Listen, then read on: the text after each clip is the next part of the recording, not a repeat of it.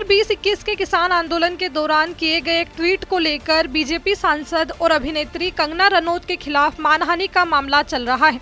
कंगना ने इस मामले को रद्द करने के लिए याचिका दायर की थी। इस याचिका में 12 सितंबर यानी शुक्रवार को सुनवाई करते हुए सुप्रीम कोर्ट ने कंगना को जमकर फटकार लगाई। कोर्ट ने कहा कि कंगना ने सिर्फ रीट्वीट नहीं किया था, बल्कि उसमें मसाला भी जोड़ा था। कोर्ट ने यह भी कहा कि यह मामला रद्द करने योग्य नहीं है और इसका निर्णय अब ट्रायल कोर्ट में ही होगा। दरअसल जस्टिस विक्रमनाथ और जस्टिस संदीप मेहता की बेंच ने इस मामले की सुनवाई की। कंगना के वकील ने इस मामले में दलील देते हुए कहा कि उन्होंने सिर्फ इस ट्वीट को रीट्वीट किया था। इस पर जस्टिस मेहता ने कहा कि आपने पेज 35 पर जो कमेंट्स किए हैं उसके बारे में क्या कहेंगे। यह सिर्फ एक रीट्वीट नहीं है जैसा कि आप कह रही हैं, आपने इसमें कुछ जोड़ा है, आपने मौजूदा चीज में मसाला डाला है। उन्होंने आगे कहा कि उस रीट्वीट का क्या मतलब है, यह ट्रायल का विषय है।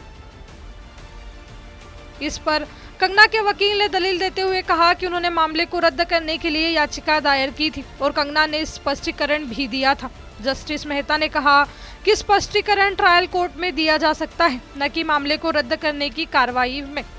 इस पर कंगना के वकील ने कहा कि आज मेरे लिए ऐसी स्थिति है कि मैं पंजाब में यात्रा नहीं कर सकती।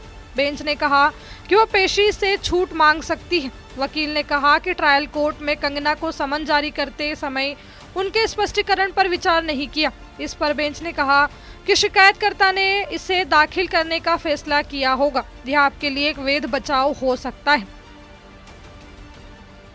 बता दें कि ये सारा विवाद 2020-21 के किसान आंदोलन के दौरान एक महिला प्रदर्शनकारी के बारे में उनकी टिप्पणी वाले रीट्वीट से उपजी थी।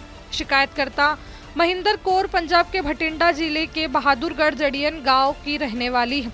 उन्होंने जनवरी 2021 में भटिंडा में शिकायत दर्ज कराई थी। भटिंडा कोर्ट में उनकी शिकायत में दावा किया गया था कि अभिनेत्री ने एक रीट्वीट में उनके खिलाफ झूठे आरोप और टिप्पणियां की। उन्होंने कहा था कि वह वही दादी है जो शाहीन बाग विरोध का हिस्सा थी।